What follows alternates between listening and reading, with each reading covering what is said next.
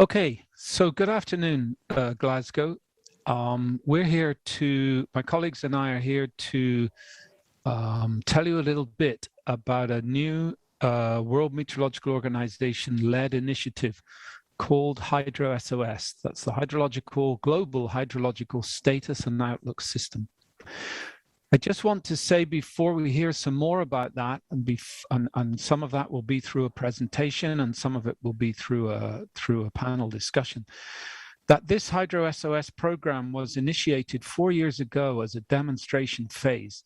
So the WMO said, go away, try and come back and tell us how this could be delivered and what it could deliver. To support hydrological analysis by stakeholders in the community. That 4-year period ended in November at the WMO Congress, and at that point, it was formally agreed that HydroSOS should now move into an implementation phase. So we've demonstrated what we can do, and now we need to move to implementing this in countries and regions across the globe. Harry Dixon, my colleague at UKCEH, is going to give a short presentation now on what HydroSOS is designed to do and how we might move it towards an implementation phase. And then we will move into a panel discussion with some of my colleagues from around the world. So Harry, I'd like to hand over to you. Thank you very much, Alan, and I'm hoping that everybody can see my slides. If somebody could give me a thumbs up. We can see them, Harry. Excellent, thanks. Well, hello everybody in the Water Pavilion up there in Glasgow. Alan and I are talking to you from southern England, from Oxfordshire, and we've got a panel from around the world who are going to provide some input on HydroSOS after I've given you a little bit of an overview of what it is, what we're hoping to advance over the next few years. And really the aim is to try and infuse you to join in the efforts to build this global hydrological status and outlook system. So to start with, and to give you a little bit of background, in the lead up to COP and in many of the events we've heard in the Water Pavilion over the last 10 days, there's been a lot of talk about how water is the primary vehicle through which we will all feel the effects of climate change. And we all know that the focus in the last few days on the adaptation agenda. So I don't want to spend too much time going over the links between water and climate and how water action really is the key to climate action. But I'd like to give you 3 thoughts just to sort of set the background to this, this system. The first is that we hear a lot about changing floods and droughts, but we shouldn't forget that it's not just at the extremes where we're already seeing changes and where we're going to see changes in the future. In river basins across the world, rising temperatures and changing flow patterns are affecting where we have adequate water of adequate quality to be able to meet our increasing demands. The second thought is that this is not a problem for the future, this is a problem for now. So the map shown on this slide here was published in the recent WMO report on the state of climate services, which was presented just over the walkway there in the Science Pavilion yesterday, and shows the current water stress hotspots around the world. And it's estimated that nearly 25% of the global population are already living in countries under water stress, and this is going to worsen in years to come. So this is a problem of now and something that we need to do something about soon and rapidly. And the third thought is that if you look at this map, this isn't a problem that's confined to developing countries. Countries across the world, both within these red and yellow circles on the map, but also more widely, are facing significant challenges relating to the changing patterns of water availability and the growing water demands. So it's against that really the key question that a lot of events over the last few days have been grappling with is, how do we adapt our water policies, enhance our resilience of our water supply systems, manage water demand to cope with these changes that we're seeing in the hydrology of basins around the world. And those adaptation solutions are likely, of course, to take many different forms around the world, but something that we would argue lies at the heart of all of them will be better information to underpin decisions around water. The problem is essentially that at the moment we've got very substantial gaps in our data and knowledge around water availability, around how much water is where at the moment and how that's likely to change going forward. And just to give you two sort of quick examples of where we need better water information in a changing climate. The first shown on the left of this slide, if we're going to be able to sustainably manage groundwater abstractions in catchments like the one shown here, we need to understand current and future soil moisture conditions, precipitation patterns, aquifer levels. And it's both in irrigated agricultural systems like this and rain-fed agricultural systems where if we had improved hydrological information, we'd be able to make better informed decisions. And similarly, the picture on the right there, if we're going to make more effective use of hydropower moving forwards, we need to not only understand the water we have stored in our reservoirs, but also understand how upstream changes in river flows and melt patterns are likely to impact on the amount of water that we have in the near future, and be able to make balanced decisions around storage, environmental flow, and other considerations. So they're just sort of two areas where we think we need enhanced hydrological information as we move into the future.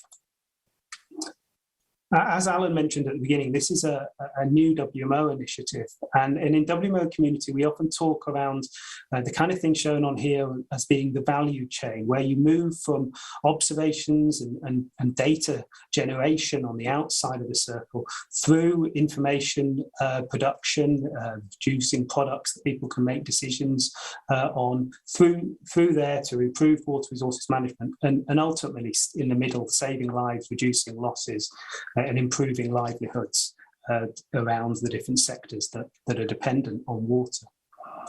It's widely recognised that there's a need for us to invest in that core underpinning hydrometric monitoring and data systems shown there in the first dot on the outside of the value chain.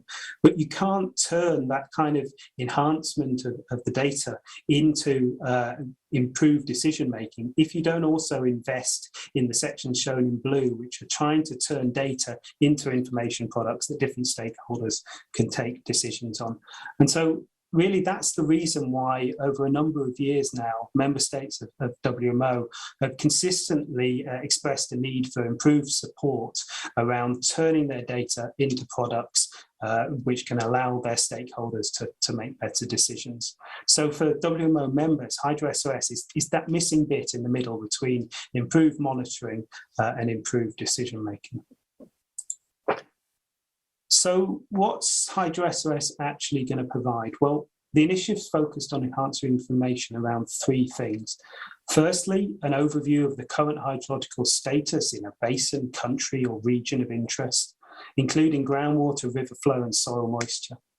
Secondly, an appraisal of where that current status is different from normal, helping us, for example, to identify areas of increased water stress or susceptibility to flooding. And thirdly, an assessment of where those conditions are likely to get better or worse over weeks or months to come. And the focus really is on that sub-seasonal to seasonal timescale for prediction. So WMO has a number of other initiatives that support short-term flood forecasting, and it has a number of other initiatives at the other end of the scale, looking at climate change projections and where our water resources might go in the long term. But the HydroSOS focus is on that middle-term decision-making. One thing it's particularly important to understand about HydroSOS is this is not a big new global modelling system. It's a way of combining what exists already around the world and then working together across the WMO community to fill in the blanks and to enhance the information that we have. And a key thing is that HydroSOS will use both large-scale modelling products and bottom-up, locally produced information that's based on monitoring sites around the world. So it really will provide, when operationalized, the first sort of global framework for combining top-down and bottom-up hydrological information products. Because at the moment, we think that the gap between those, the disconnect between those two types of products is really acting as a barrier to action. So on this slide, there's just 3 examples of 3 different scales of products that already exist out there. So on the left, we have a national product from Argentina. In the middle, we have a transboundary basin product from the Balkans and Southeast Europe. And on the right, we have a global modeling product produced in Sweden by SMHI. So these things are already out there around the world. We need to fill in the blanks. We need to help countries that don't already have such services to develop them. And then we need to try and find ways of stitching them together so that we can understand that information at a regional scale, at a global scale, or whatever scale the stakeholders are particularly interested in. So the vision really is for a complete patchwork of such services around the world. In terms of actually practically what will the HydroSOS initiative provide in terms of support? Well, the focus is on supporting national hydrological and meteorological services to develop their local capacity to build such products. And we'll do that in the form of providing a number of things. Firstly, help with the tools and the methods that they need to be able to analyze their data and produce these type of information products. Secondly, by establishing a peer-to-peer support community, which will help NMHSs support each other in the generation of these things and work out how to bring them together in a more consistent way. And then the third and fourth things shown on the right-hand side of the slide here are really to develop the standards and the infrastructure that we need to be able to bring different products produced by different people at different scales around the world together into a consistent information system. And we're very much envisaging this as being a system that's built by national Met and hydro services. And the primary user is really those national hydromet services in being able to enhance the information that they provide to their stakeholders. In terms of kind of who those stakeholders are and how they might benefit, well, really we can put these into 3 categories. Firstly and foremost, as I say, the focus is on helping national services to meet the needs of their national stakeholders. So the primary users are national agencies dealing with water resources management, ecosystem management, agricultural policy, industrial abstractions, disaster risk reduction, and we could go on for a number of agencies that could make use of this information. Secondly, and quite importantly, in many of the transboundary basins around the world that don't already have these products, we think that the HydroSOS initiative can help bring people together to create consistent, trusted information across boundaries, helping to prevent some of the conflicts around water resources. And lastly, at a global scale, if we can patch these things together to provide continental or global overviews, then this HydroSOS service will be particularly useful to NGOs, to UN agencies, to the aid and development sector in being able to get ground truth information about what's going on now and how that's going to change in the weeks to come to inform their preparation and response, particularly around extreme events. Viewed through a lens of climate adaptation, HydroSOS is really designed to help national hydromet services contribute more effectively to climate adaptation planning and implementation. So it'll help across a number of sectors deliver water information that's needed to inform, to formulate, to monitor, and to review national adaptation plans. And I mentioned a couple of those sectors earlier in the presentation, but there were a number of others sort of depicted here on the right-hand side, where we can see key users from industry, from environmental protection agencies, that where really enhancing the type of hydrological status and outlook information they have will help to improve national adaptation planning.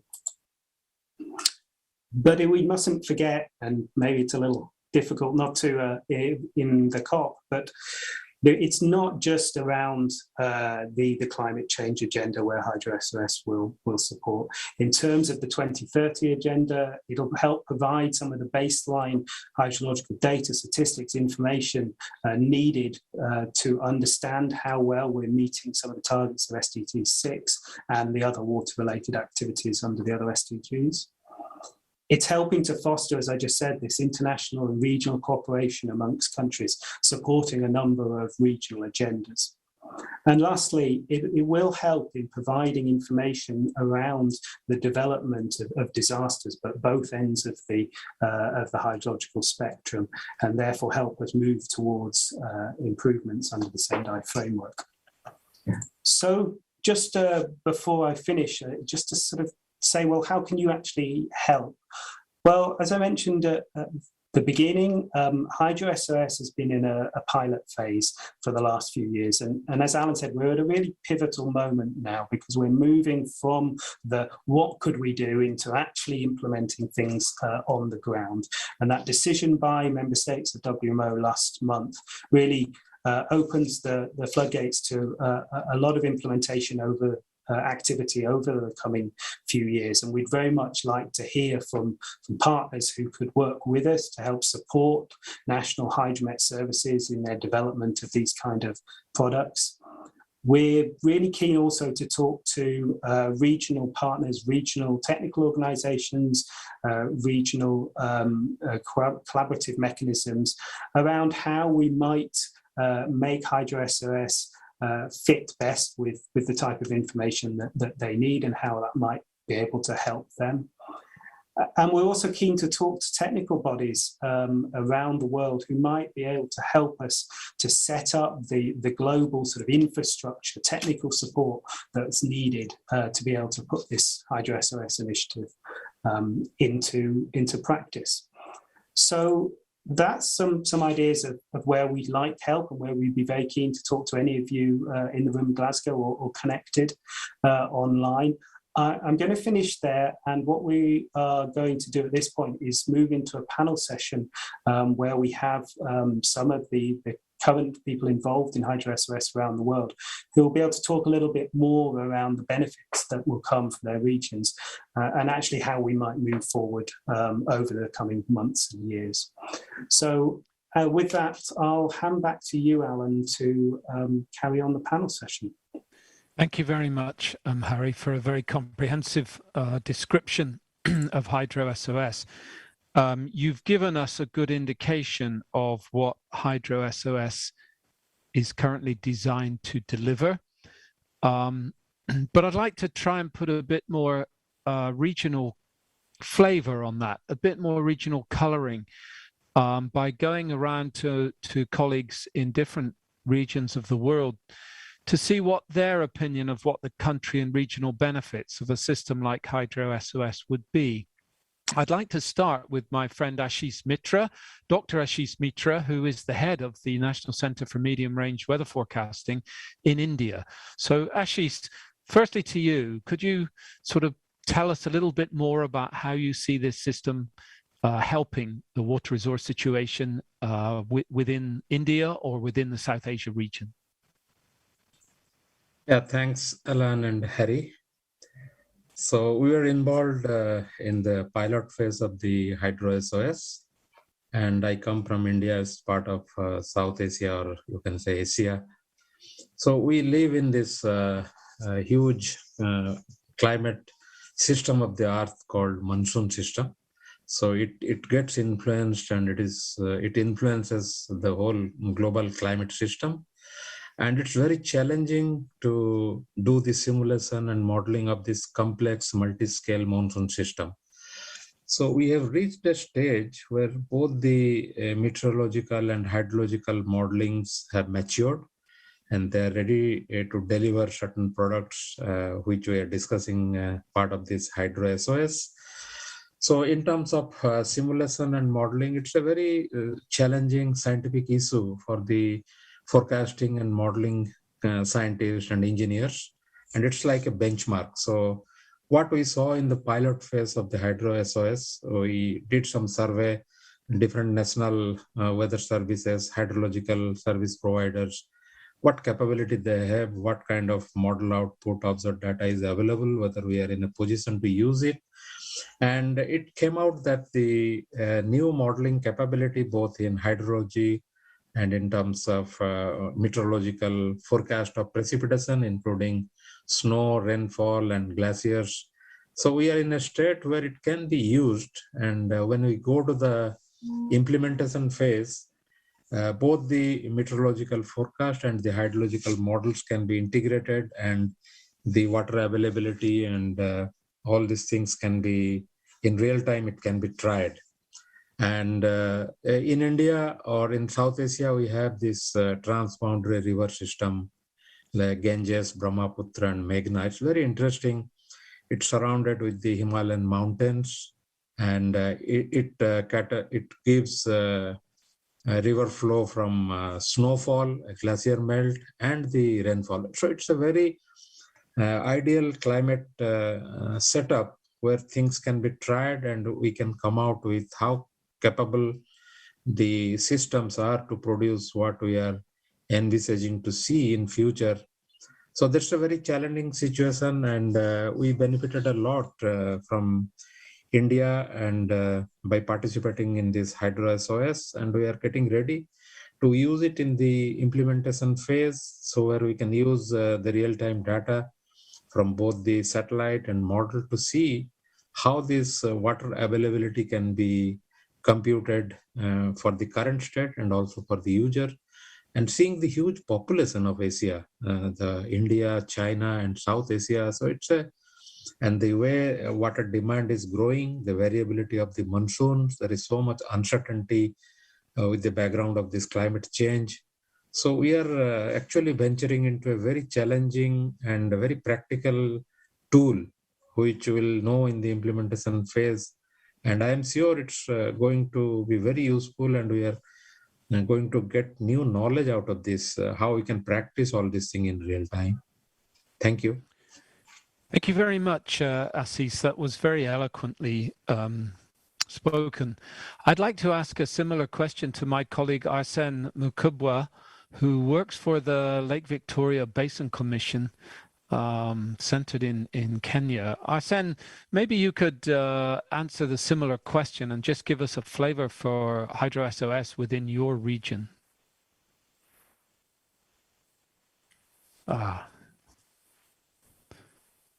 Thank you very much. Of course, the Lake Victoria Basin is, of course, part of the complex Nile Basin. So we sit, of course, far upstream the Nile. Of course, the lake is shared between 3 countries, but of course, supply water downstream to South Sudan, the main Sudan, and Egypt, where, of course, we know clearly how the water stress issue is downstream. So, but of course, as it has been mentioned in the presentations, it's of course in water resources management, where of course institutions like Lake Victoria Basin Commission are supposed to advise countries to bring cooperation among countries towards the shared water resources. Of course, information it's key. So we are of course in a basin that depends much on water. For instance, the lake receives if you look at the inflow, for instance, is about 80% comes from rainfall.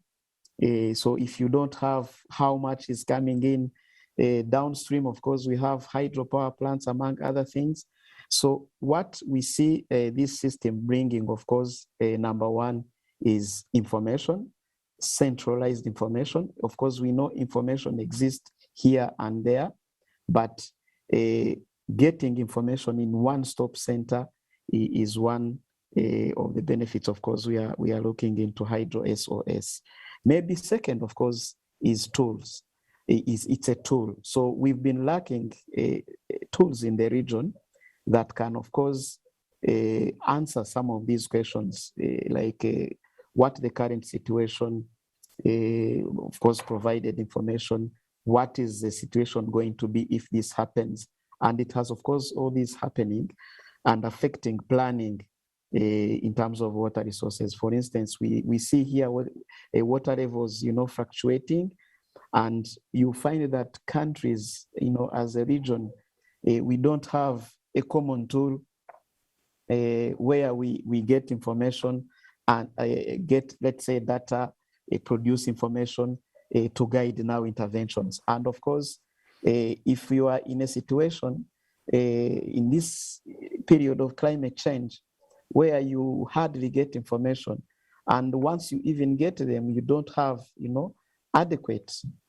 tools to sieve those information and give you, a clear indication on how the situation is and how it is evolving, of course, it becomes challenging. So HydroSOS will, of course, we will provide information. It will be a tool that we need to use to do quite a number of analysis, but also, of course, maybe lastly, it will also boost the knowledge in terms of capacity building, partnering with, because importantly, it's a global tool. So being in a partnership, being a network of a global, then we learn from others, and of course, it enhances the kind of products we intend to generate to support countries cope with issues, challenges of climate change. Thank you very much. Thank you very much, Arsene, for those points. And let me just go to one other region of the world to visit my friend and colleague, Jose Alberto Zuniga Mora. He is the WMO Regional Advisor for South America. And Jose Alberto, is there anything that you could add from a South American context with regard the use or the benefits of HydroSOS? Yeah, thank you, Alan. Just to clarify, it's region 4, North Central and the Caribbean, North Central America and the Caribbean. But anyway, we are facing common problems, common issues. Let's say that, well, we have a very diverse region in terms of size, language, climate. However, we have common situations to face, to address, like climate variability. El Niño, La Niña they have very strong impacts in our region. Drought and floods or extreme weather during those periods, and well, the climate change itself. And we need to manage our water resources for sure. And well, drought is one of the major issues that we are facing here. So we need to improve, let's say, our modeling capacities, even the data.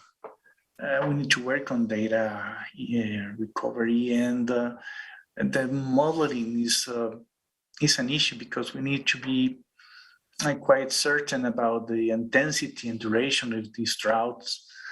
And we are looking for, let's say, to have, we have the ideal of having a common platform for the region and sub-regions, getting the information from the outlooks and the forums, climate forums that we have in the Caribbean, Central America, and the North.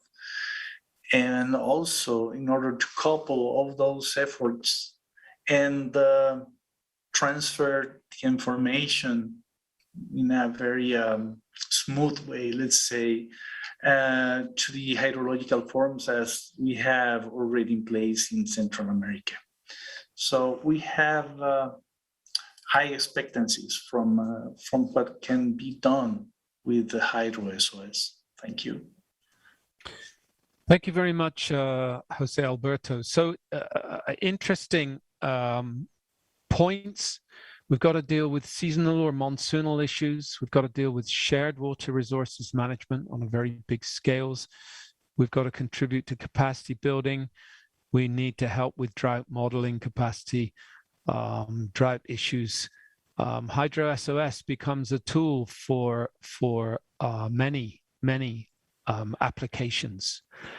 I would like to ask, however, Ashish, as a world-leading meteorologist, Ashish, how can you explain just a little more about how HydroSOS could help us assess future water demands in any region? Yeah, so I was talking about the monsoon, South Asian monsoon, which has a very high variability. And we have seen within the season, subseasonal variability usually is manifested in dry and wet spells. So within a monsoon season, you have days, let's say a few weeks, 2 to 3 weeks, you have very wet spell, and then you have dry spell. So the question is, are we going to get some information how long the dry phase is going to continue, so the water availability and the agriculture application, and when it's going to change from dry to wet, or if it is a wet phase, when we are going to enter into a dry phase. So that kind of information is very useful for water managers, agriculture operations, and even for the industry and people in general, those who are dependent on day-to-day livelihood, on the water availability. So we are at a point where the models have some skill. We have seen for the South Asian region, 2 to 3 weeks in advance, we are able to get this information on the dry wet spells, and similarly the seasonal forecast. That means what's going to be the next season, whether it will be drier or wetter compared to the normal. So almost 80% of the time the prediction comes correct. So the skill has improved. So as Arsene said, when we work under WMO, this HydroSOS, so it's a kind of standardization. We are working in isolation. In India, I know the Central Water Commission and the Met Department, we are all working together. We have a now extended hydrological outlook project just started, looking at the skill of the model and the forecasting capability. But under WMO HydroSOS, when we work, so many experts are together and so many variety of regions. So the standardization of the product, the model data, and the models we use, particularly the hydrological models, I think we are going to learn from each other, and it will help us in quickly implementing and learning from each other. And if we are able to practice in sub-seasonal to seasonal scale, these water management tools, you can say this same framework, the decision support systems or the water resources management systems can be used for climate adaptation when we go for decadal prediction and that kind of thing. So there is a huge benefit of now going through this pilot and the implementation phase. We are going to learn a lot and it gives us more confidence. Thank you. Thank you, Ashish. And I think you raise or you emphasize a very strong point there that HydroSOS really is a hydrometeorological SOS. It's a very strong coming together of hydrologists and meteorologists to deliver this system. Arsene, turning to you and thinking about HydroSOS in terms of climate change adaptation and resilience, and of course, that's something much on our mind at the moment in Glasgow. So how do you see HydroSOS helping in terms of climate change adaptation and resilience? Yeah, thank you very much. Of course, when you look at like the basin where we, of course, operate, it highly depends on the agriculture, which also, of course, depends significantly on water resources. So as I mentioned, of course, it's a little bit very difficult sometimes to come up with a resilient, of course, environment if you don't have adequate information. For instance, when you get information that the temperature will rise for like 2 to 5 degrees, in a couple of years coming. What does that mean, and how does it translate into maybe possible actions that can, help an agriculturalist? So all that, of course, one, it requires, of course, having that information available. which of course we are seeing in this HydroSOS. If we do the forecasting, we will be able to now convert that information into useful, maybe information that an agriculturalist needs. So it will help, of course, in the planning in the long run. You would plan for, let's say, a proper infrastructure in terms of sizing, because if I give an example, for instance, around the lake, because the lake is huge, 60,000, I think it's the largest freshwater in the world. So it has attracted quite a big number of population around the lake. So it has 5 cities that are all looking at the lake. So for instance, if in terms of infrastructure, if you're planning like a water supply intakes and whatever, with the fluctuating water levels, it did happen, I think, 15 years ago, because there was lack of information, lack of this kind of forecasting, knowing that they can move to this level, to the other, where, of course, some of the intakes were hanging in the air.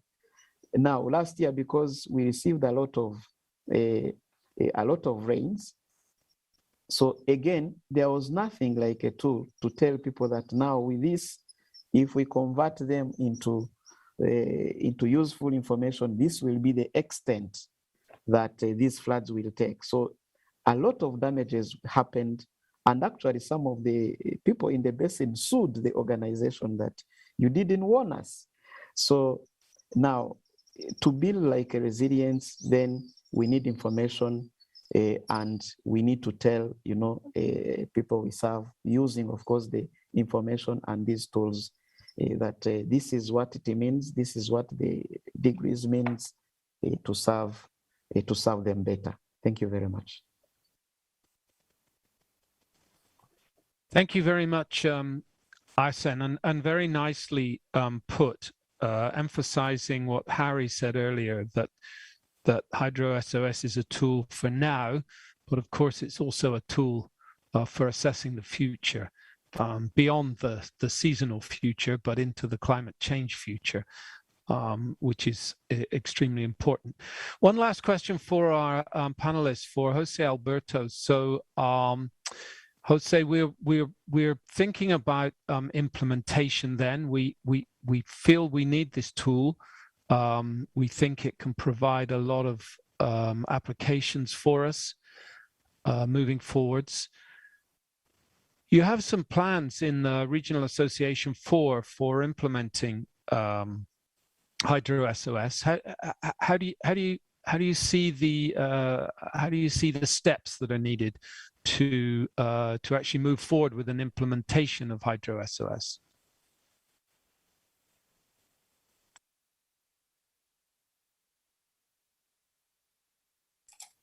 Sure. Now, thank you. We need to go, let's say, step by step in a bottom-up approach, if I can say so. We have been listening from Ashish to Arsene, even Harry Dixon, the need to have information, quality information, if I can say so, the good quality information. So we need to start from the very beginning on this. Then we will be scaling this up, and then trying to improve our modeling capacities. And then we will be ready to develop this, the predictions themselves. So we need to go in these steps. It will be looking for those gaps that need to be filled in terms of information, those gaps in terms of modeling. Maybe we need other tools that might be facilitated, knowing the success, if I can say, of the pilot of HydroSOS in these 2 regions that are represented by Ashish and Arsene. So this is the approach that we are looking for this. And as I mentioned, in Central America, we have these 2 forums that are already in place, the climate and the hydrological one. So we are working together on this, but we need to to improving quality, maybe, and also the uncertainty. We need to work on this. It's not the same that you are predicting 10% less water or maybe 30. So this will create a huge impact. The difference is quite important. So we need to work on these two. So that's the approach that we were looking for this initiative that you mentioned. Thank you. Thanks, Jose Alberto. And that's a really important point as well, that implementation is not just about saying, well, let's take the system and put it on our computers and everything is fine. Actually, it's all about building on what we have and understanding what we haven't, and what tools can we implement. They may not be the same in all regions, but they need to follow the same guidelines, the same recipes. So that's really important point to make. Look, I'd like to hand over very briefly in a second to Johannes Kuhlmann, who's the Director of Water and Cryosphere for WMO. He, I think, is going to sort of use up the rest of the time that we have available. I just want to say one thing, and that is come back to something that Harry said, that water is the primary vehicle through which we will feel the effects of climate change. And we all agree with that. And yet, we don't know the current status of the world's water resources. We don't know how much we have in space and time. And that seems very strange to me at this point in the discussions.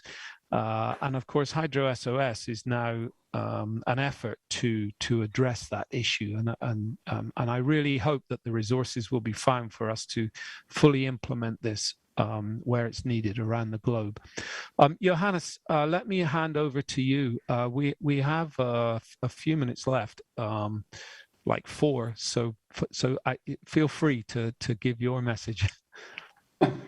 Thank you, Alan. Hello, Glasgow again. And I just want to re-emphasize maybe 2 things. And one is, after we have heard from our regional focal points, how important the SOS is really to build the regional activities for making resilience a reality and not just empty talk or a dream.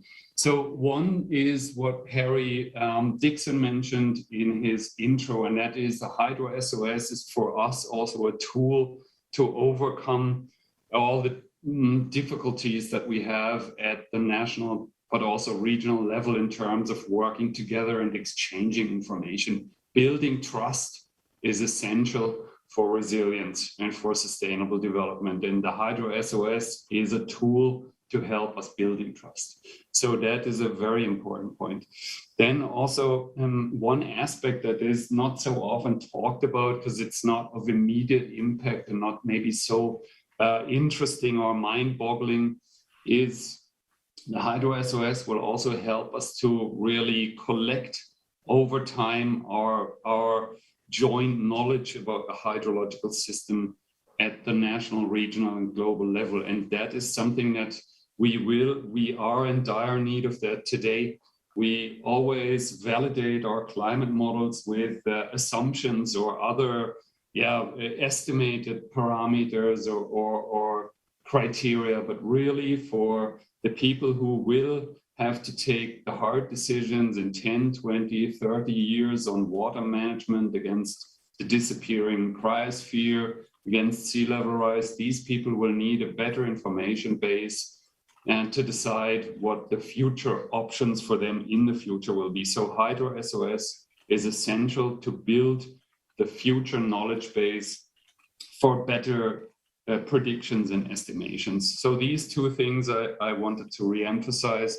And just linking in the last minute to what Alan has said about the cost, I was in Glasgow last week during our first talk about HydroSOS related issues. I calculated roughly that my children would need about 3.5 million years to buy or to save money from buying senseless chocolate bars that they buy every now and then. So, but if I don't allow my children to buy the chocolate bars, it'll take 3.5 million years and we won't be there in time.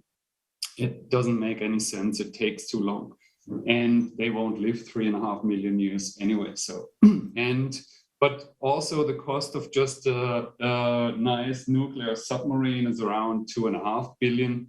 We need for the HydroSOS maybe 500 million in a conservative cost estimate to really establish this system and familiarize it around the globe.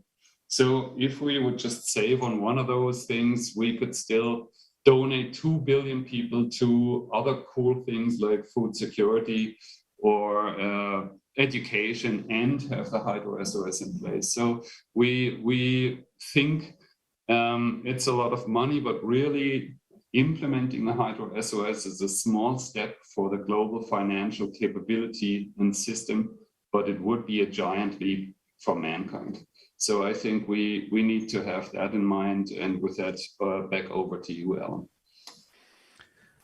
Okay, thanks, Johannes. And I think actually that brings us to the end of our time. It's now 15:45, and so that should be the end of the session. So I would like to thank everybody who's taken part. Thank you very much indeed for your help, for your time, and for your valuable insights. And I think, therefore, we will close the session. Thank you.